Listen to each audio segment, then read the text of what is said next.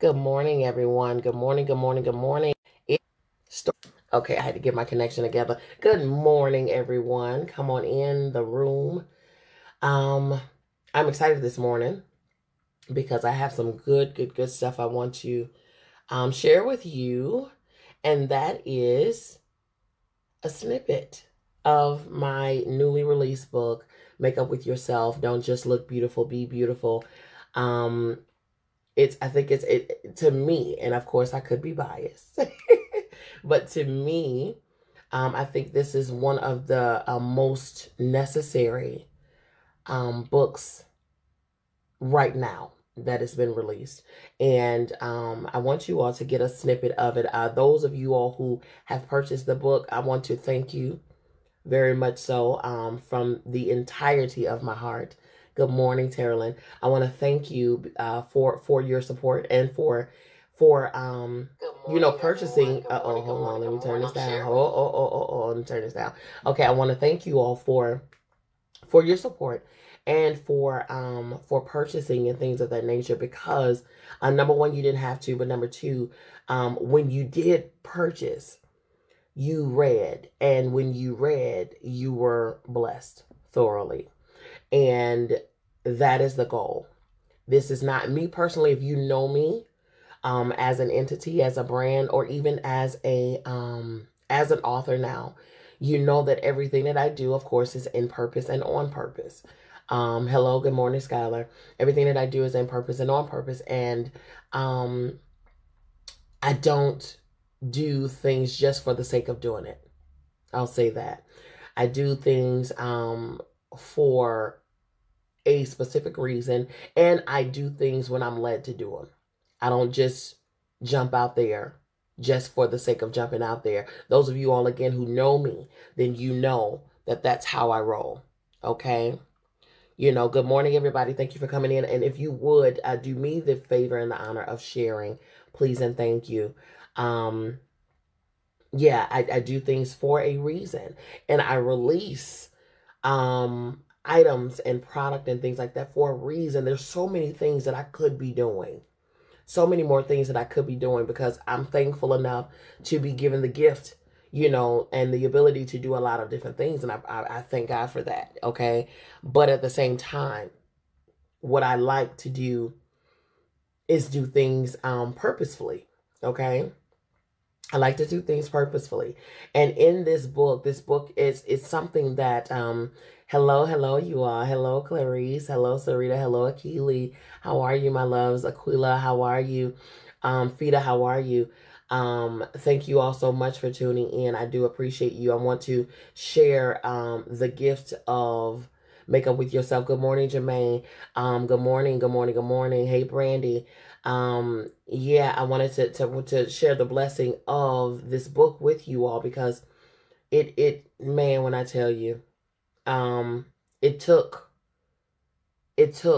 me going through and overcoming, coming out on the other side before I wrote one word.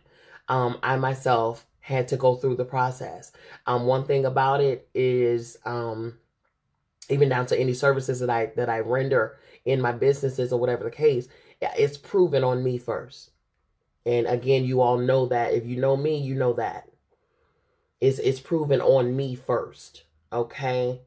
And this is nothing different. This is the exact same process. This was proven on me first. I had to be completely broken down in order to be rebuilt. I had to be. And if you all know me, you also know that I am anointed in the area of women and girls. Okay? That is my ministry, women and girls. And it's for a reason. Trust and believe.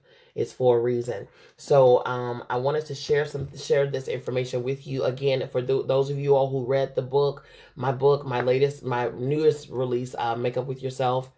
Don't Just Look Beautiful, Be Beautiful. Then you understand what it entails. So far, everybody that has purchased this book and read this book has had to refer back to the book for one reason or another. Okay. Good morning, Carmelita. How are you? because there are nuggets throughout that entire book that you must repeat. You must. It's not even optional. Okay. And so this morning I wanted to do what I was compelled to do early in the morning. I always work overnight. And hey Monet, hey my love. I always work overnight, and when the world is asleep, I get most of my work done. So and I kind of felt in my spirit to go ahead and share, do some story time with you. Okay. Not so much to sell books, but to let you know that this is necessary. This book is as necessary in your life as taking your daily multivitamin. That's how important it is. Okay. So I'm going to start with my acknowledgments. Of course, we always got to give thanks and praise to the people that were influential and had something to do with where we are right now. Okay. So I'm going to start with, I'm just going to flow with it. Okay. Again, this is my first publication, my first book, entitled Make Up With Yourself. Don't just look beautiful, be beautiful. Okay. Acknowledgments to my Heavenly Father. To say that I'm thankful would be an understatement. In the last few years, you were the only one that I was able to pour my transparent soul out to, and you understood. You listened. You consoled. You loved. In spite of my shortcomings, I went through a metamorphosis with you, and in this, you sat and talked with me and showed me areas that I simply didn't appreciate about myself, your creation. Thus, I didn't appreciate you. You shared with me that when I hurt me, I hurt you. When I neglect me, I neglect you. When I shun me, I shun you. When I curse me, I curse you. I finally saw me for who you formed me to be, when I saw you for who you are. It is totally in you that I now live, move, and have my being. Without you, I can't begin to know me, who I truly am. But it's because of you that I now appreciate and adore the makings of me in you. To my family, friends, and supporters, you are irreplaceable in every way imaginable. I am chiseled and fine-tuned because of you all. I couldn't ask for anything greater. Each of you give me wind to continue the soar. 1,000,000 times, thank you. Introduction. As children, there's no limit to our imagination. In our minds, we have been everything from kings, queens, princesses, and presidents to cowboys, Indians, or even clowns. We displayed pure, unadulterated innocence and didn't think of the cares of life one bit. We played hard. We laughed loud, big and full. Thoughts of bills, wardrobe, car makes, food. Well, maybe when we saw the golden arches or jewelry, they never concerned us because we were too busy enjoying each and every moment. To us, there were so many destinations that we visited with just a simple cardboard box. There was nothing that we couldn't do or be because we were perfect. And in our minds, we had everything that we needed right then and there to accomplish every single bit of those dreams. So, when did it all end? When did we become not good enough? When did Prince and Princess Charming not want us anymore? When did we stop thinking that we could grasp anything that we imagined? Better question, why? Let's talk. Chapter 1. The Cleanse. For a new beginning, you must embrace change. Change offers a fresh start and new beginning. Embrace yours. Quote by Vernon O. Cleansing helps remove excess oil, makeup, sweat, dirt, and dead skin cells from your skin.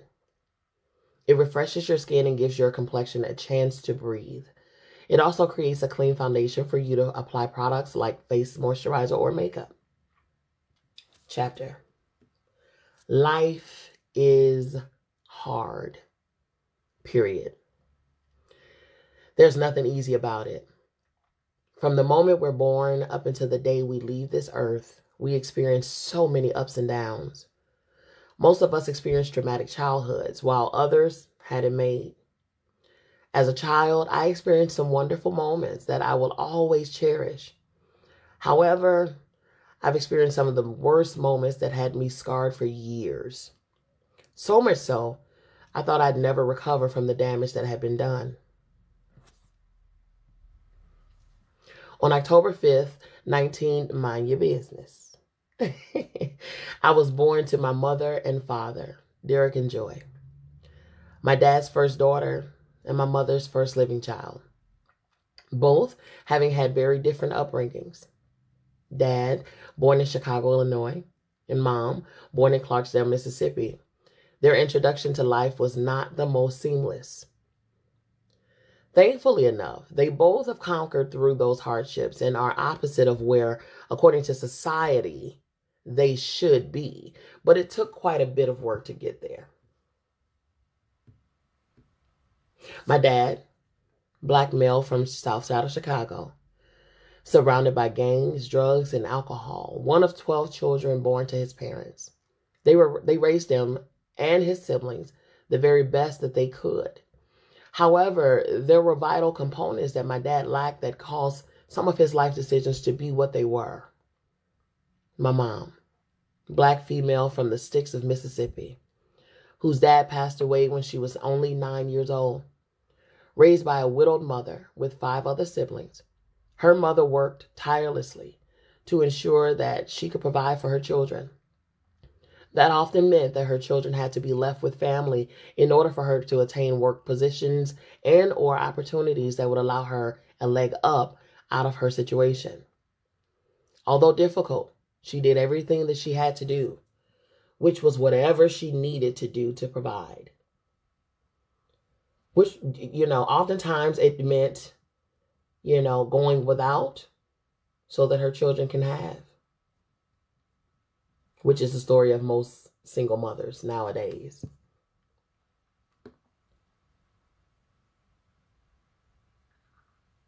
One second, you all.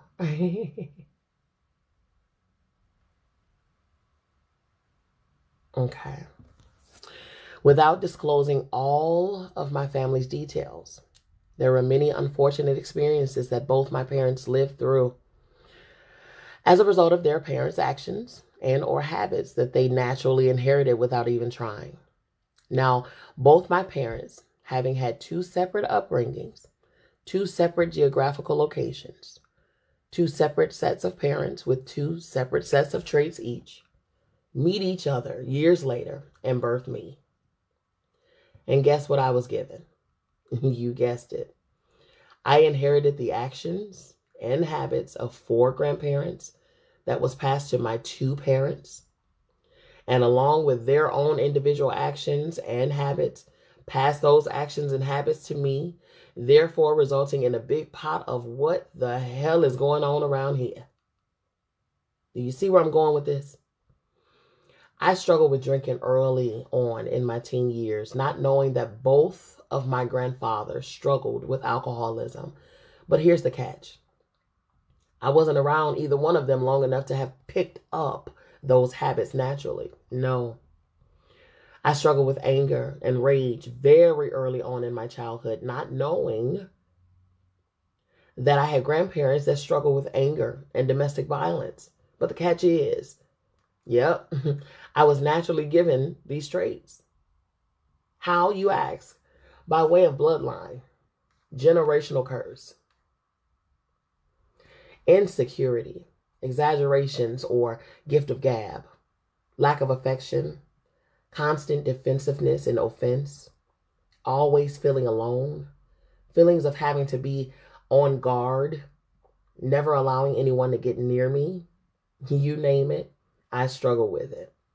But the crazy thing is, in my actual life, I went to church, sang in the choir, went to school, made good grades, participated in student councils, spelling bees, tutored other students,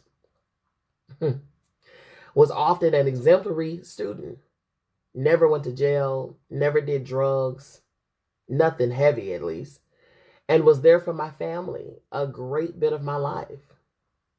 So how did I struggle with so many things? It's because instead of identifying those traits, I suppressed them. I ignored them. I disguised them. I put a nice, pretty bow on them and tried to prove that I was not those things. What's even crazier is the fact that when these traits reared their ugly heads, I would run away and hide, never confronting them, never healing from them. Why? Because that's what I was taught to do. You know the old saying, what happens in this house stays in this house. Well, guess what? Therein lies your problem. What's happening in your house that you've allowed to take up residence? My struggles even led me to being a victim of rape at the age of 15. Do you have any idea what it feels like to be violated by someone you trust? Here's another question for you. Do you have any idea what it feels like to be violated by someone you trust, and when you share this news, no one believes you? No? Oh, okay. Because I do. As a result of this, I didn't trust any male that came across my path. I didn't trust male friends or family. Not one. Not one. Because in my mind, the only way to prevent this from happening again, and in order to not have to feel the rejection and humiliation again, I would just stay away from boys and men altogether. Simply put, I hated all men for the sin of one. And because I wasn't believed by anyone else, I had to protect myself, thus resulting in a very hard person to get close to. This was my life. This was my very cold, very lonely, very closed off life. Did I want love? Absolutely. Did love want me? I was convinced that the answer was no, and I lived life to reflect that answer. Eventually, the loneliness became overwhelming, and all I wanted was for someone to allow me to love them and prove to them that I was worth loving back. Yeah, you heard correctly. I felt that I had to earn my love points, and maybe one day I could cash them in and someone would reciprocate what I gave. What did I do, you ask? I got married. Let me tell you something, people. Marriage is not a cure-all, okay? If you enter a marriage a mess, and if you marry someone who's a mess, then baby, you got yourself a messily wedded volcano that's about to erupt at any minute now. Boy, did it erupt. I'll spare you the wacky details, but I will say this. If I entered a marriage thinking I had to earn love and prove to someone that I'm worthy of their love in return, and if that person has any inkling of knowledge that you would do anything to hold on to said love, no matter what wise counsel others gave you, what do you think that would result in? What you're thinking, it was that plus 10. When enough is enough, you'll do just about anything to get out of while you still have a chance.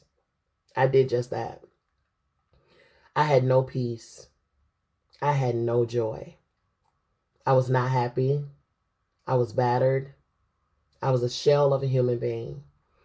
I didn't know who I was, nor did I know how to find out. I knew one thing to do, and I learned when I was a child. That was to pray. Crazily enough, at that time, I hadn't done much of that. During my time alone, I asked God for clarification, wisdom, understanding of where I went wrong. I wanted to know where I missed it. Where did this stuff come from? And then who do I return this package to? Okay? It was only then that I learned who I was. Me. This girl right here. Not who others wanted me to be. No, me. Who am I? What am I made of? What do I have to offer? And get this. That's when I discovered what love really meant. And shockingly, it actually wasn't the other stuff I thought. What a discovery, right?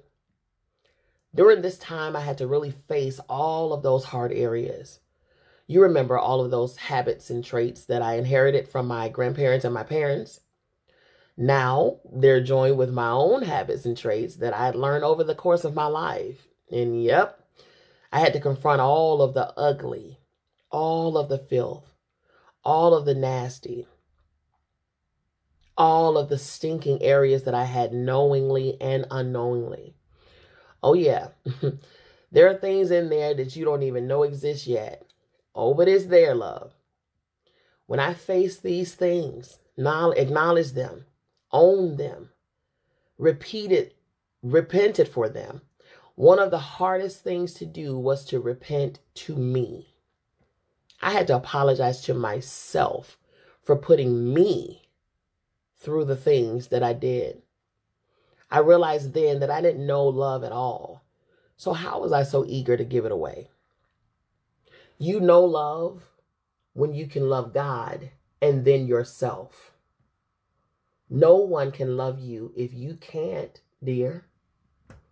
I discovered the real meaning of love and began demonstrating it on me. Guess what? I haven't turned back since. I absolutely love me. I love every part of everything. I love my style. I love my smile. I love my laugh. I love my self-expression. I love the way that I say what I feel at the moment I feel it. I love the fact that I no longer settle for anything or anyone less than what I deserve.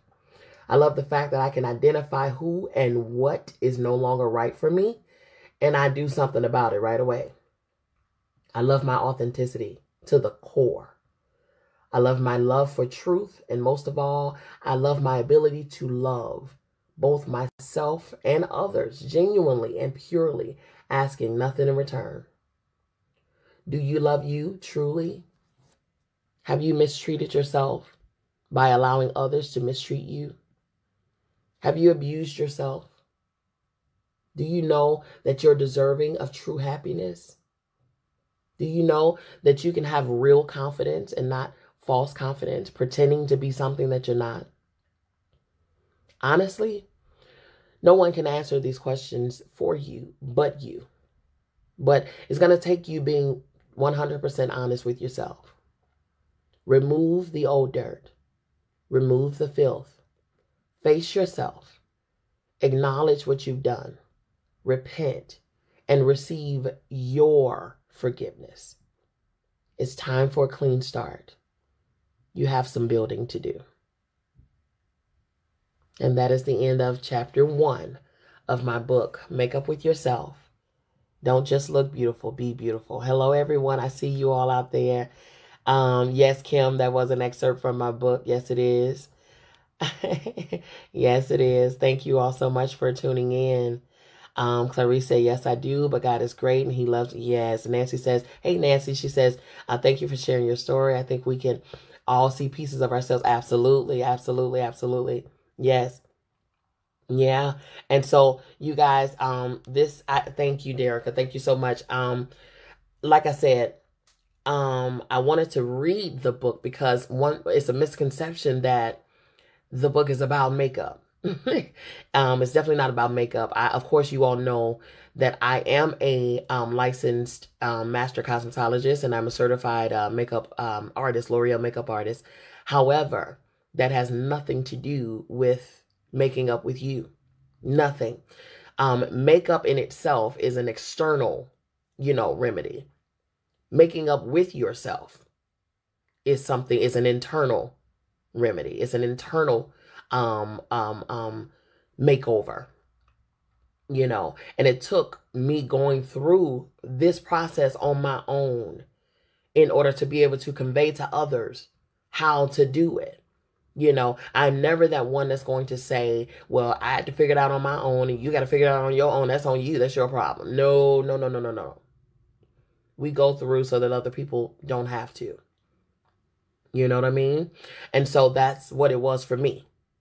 I had to go through this, and I could not ever, because again, my ministry is to women and girls, and I cannot ever minister, truly and genuinely to a woman or a girl if I myself is not free. Can't do it. Because two broken people can't heal each other. Not at all. Okay? I'm very big on mentorship. I'm very big on finding someone, linking to someone who has been where you're trying to go.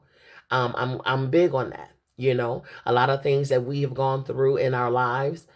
There's somebody out there that needs what you have. There's definitely somebody out there that needs what you have. And what you have to do is open your mouth. You got to tell your story. Oftentimes people don't believe that, anyone would listen, but you will be surprised. Start talking, and then you'll find out who's listening. Start talking.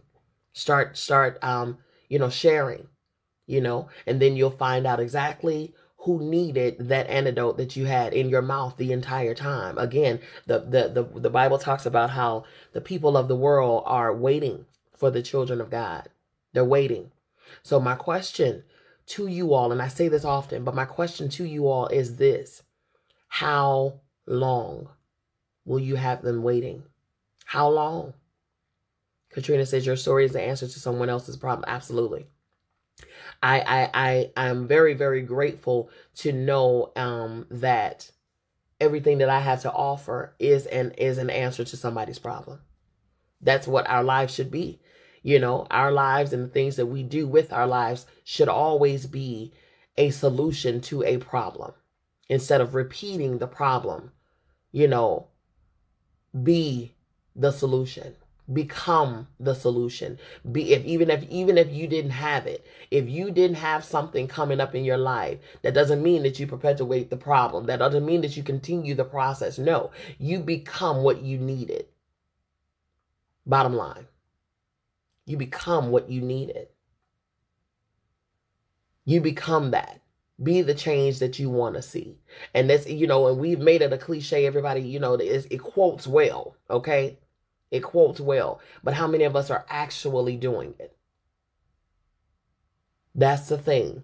I am one that I will say of all my life, I have been that one that puts my money where my mouth is. If I can't stand firm in it, if I'm not passionate about it, you will never find me doing it. I am that person that says I must right now. Honestly speaking, I'm not perfect, not in the least bit, but if I'm not led to do something, I'm not going to do it. I don't care who it's with. I am one that will call a spade a spade. I am one that will call out wrong, and I will rejoice in right. I'm not one that's above celebrating somebody else. I'm not one that's above supporting somebody else or encouraging someone else. I'm not one that's above doing that because someone encouraged, supported, and stood by my side. So how dare I forget how it feels or how to render it. This book right here, what I did was I took the processes and the steps that we as makeup artists take in order to result in a flawless finish and a flawless face. But we stop there oftentimes. We stop there. We're so trained in putting on a face that is all together, that we're all together. We are unfortunately, and it's very scary how great of actors and actresses we are. Instead of just being good, we want to appear good. And that takes way more effort to appear to be something that, you can just be. But we're so afraid to face us. So afraid to face us. We're so afraid to be 100 with ourselves. We're so afraid, but we quick to say, I keep it 100. Do you really? Do you really? I am mindful. I'm leery of those people who are quick to point out the problems and the flaws in somebody else, but can never point it out in themselves. I'm very leery of those folks.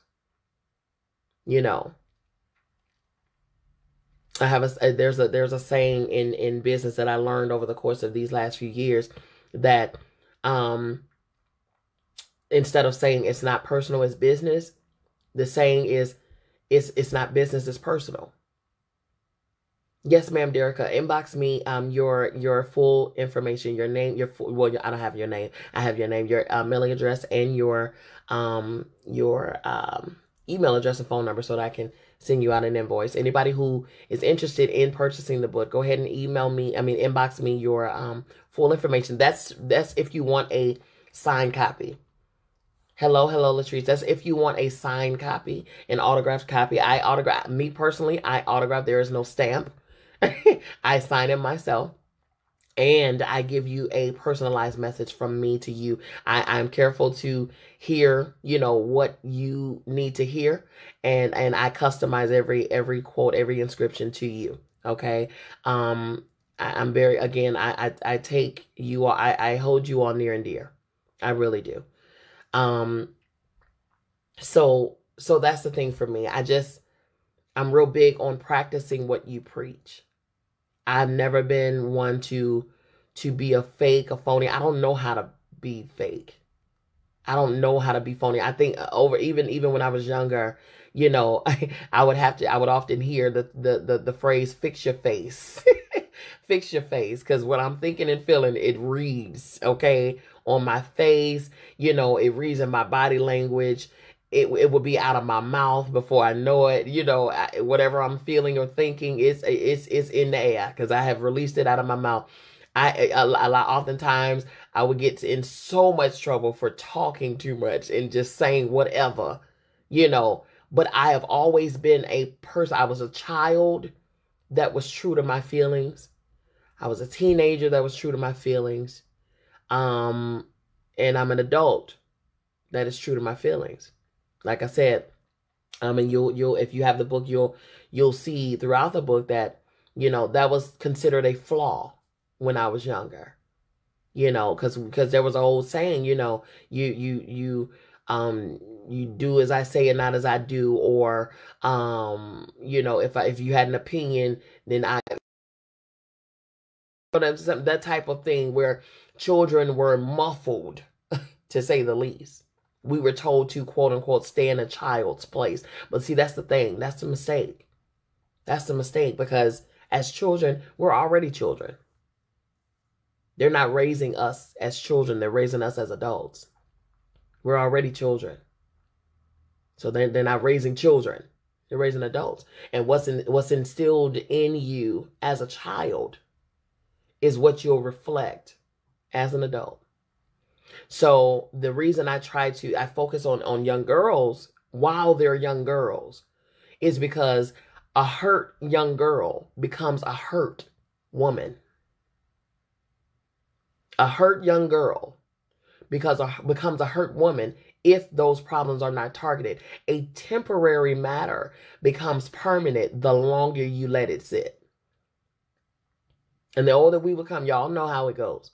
The older we are, the harder it is for us to change some of our ways, because we're what they say, we're set in our ways. I'm not trying to be set in my ways. I wasn't trying to be set in my ways. Okay, that's just chapter 1. This is a total of 10 chapters in this book. It's a quick read. It's straight and to the point. I didn't want to release an encyclopedia. Okay, I wanted you to get what you needed to get and get it quickly, so that you can apply it quickly and you can feel the benefits quickly. Okay. That's that. That's it. So like I said, I just wanted a little bit of story time with you all. Hey Coco, I wanted a little bit of story time with you all so you all can hear just a little snippet of what this book is about. It is not about makeup and Maybelline and L'Oreal and Revlon. It's not about that at all. So men, this is for you as well. Okay, don't be deterred by the makeup brushes. Get the meat of the matter. Hear what's on the inside. Okay. I urge everyone, again, every person that has purchased this book, thank you so very much for your support. But I need your feedback. I need your review. I need to know how this book has blessed you. I need to know. I've had, readers They read the book for themselves, and then one gave it to her daughter, 19-year-old daughter, to read. You know, because it's that serious. It's that necessary.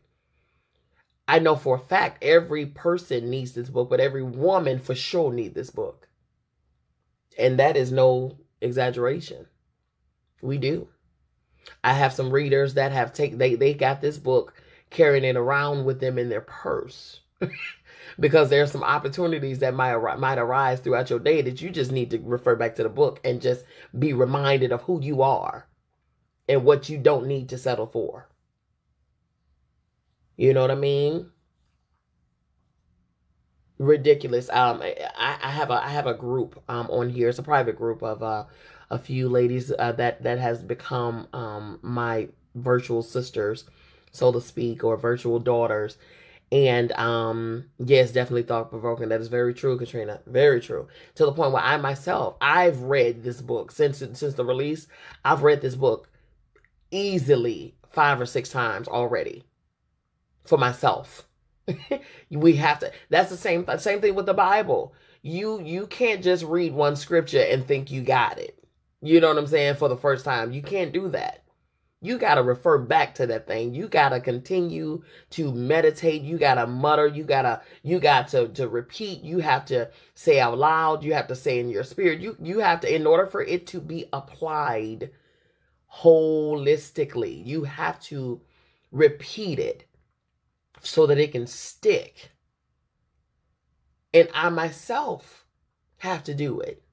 You know, I'm not above reproach. It's the same rules apply for me. And those people who act like they don't have, you know, they're there, they've arrived already, then I'm scared of those folks. I am scared of those people. I am. I'm not gonna lie to you.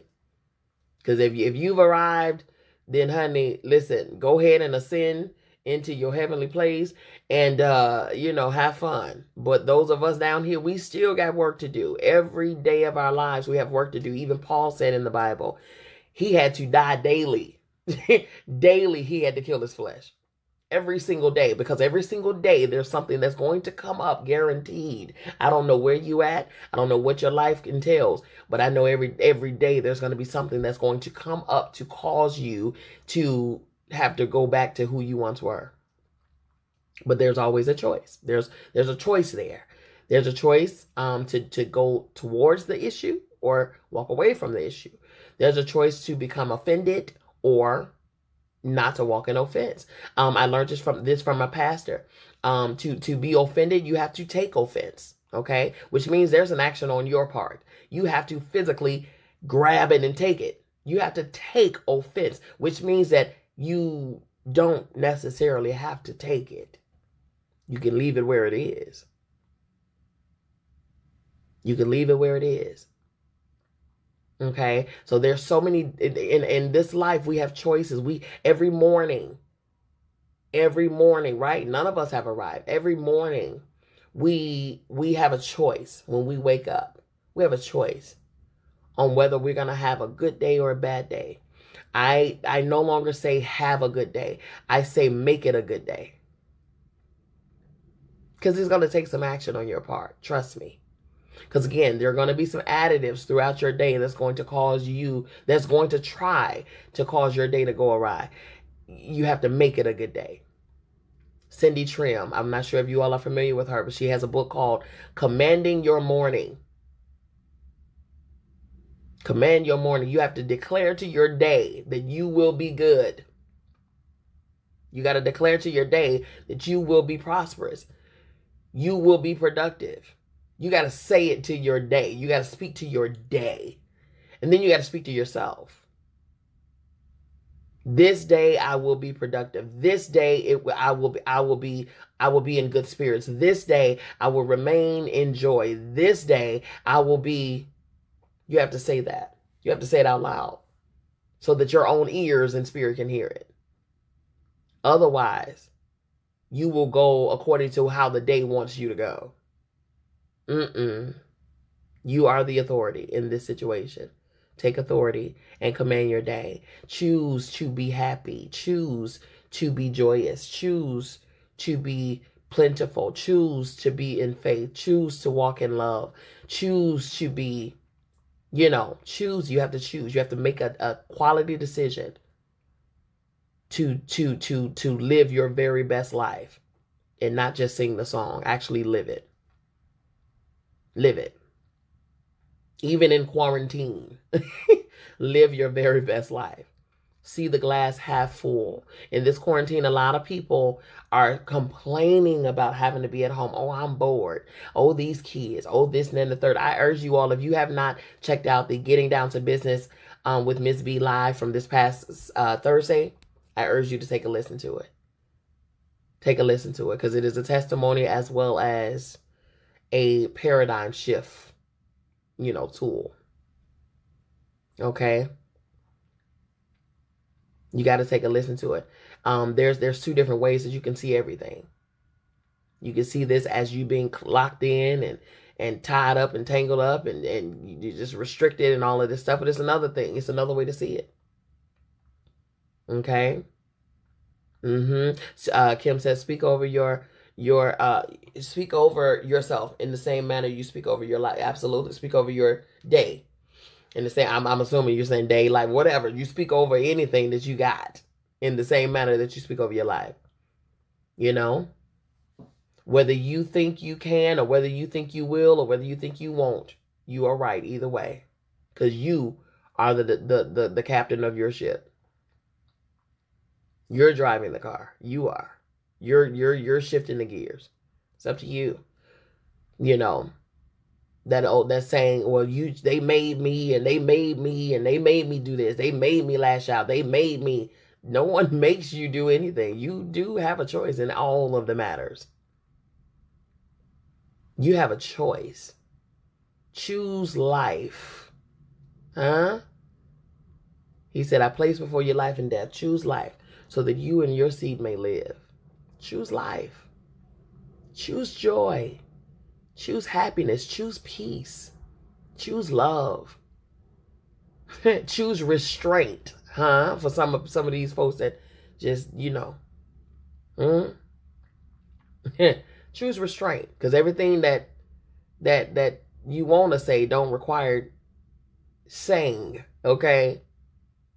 Choose to be quiet, honey. There's a wisdom. There's a strength in shutting up sometimes. Do that. Choose to hush sometimes. But then choose to speak sometimes. Because some of us are being too quiet and just taking whatever. Choose to speak. Either way, you know what to do. Okay? If you do not have your book, Make Up With Yourself, get your book. If you want a signed autographed copy, inbox me with your information and I will send you over an invoice, okay? An order invoice. And your order will be shipped out literally tomorrow. Literally tomorrow, okay? I do it next day shipping. If you would like and prefer an ebook, you can go to Amazon, Amazon.com. And it's available on Amazon and Kindle, okay? If you like audio, then you will have Audible. I heard that there were some difficulties, I guess. I don't know with the system or whatever the case, but Audible will be available for you by end of week, okay? But right now, you can get your actual copy that is autographed and scripted by myself for you, specifically to you, or you can get your ebook, Amazon and Kindle, okay? Alrighty, you guys, you already know what I do at the end of my my sessions with you. Don't forget this evening on Beauty by Mz Bee Salon Studios, you want to go there tonight at 7. We are going to we're going to play in some makeup tonight. We're going to bring some sunshine to your life, okay? We're going to bring some sunshines and some good rays to your life tonight, this evening at 7. We're going to have some good fun, okay? As we normally do. All right, you guys, I love you. I mean it. There's absolutely, positively nothing that you can do about it. So don't even try it, okay? Peace.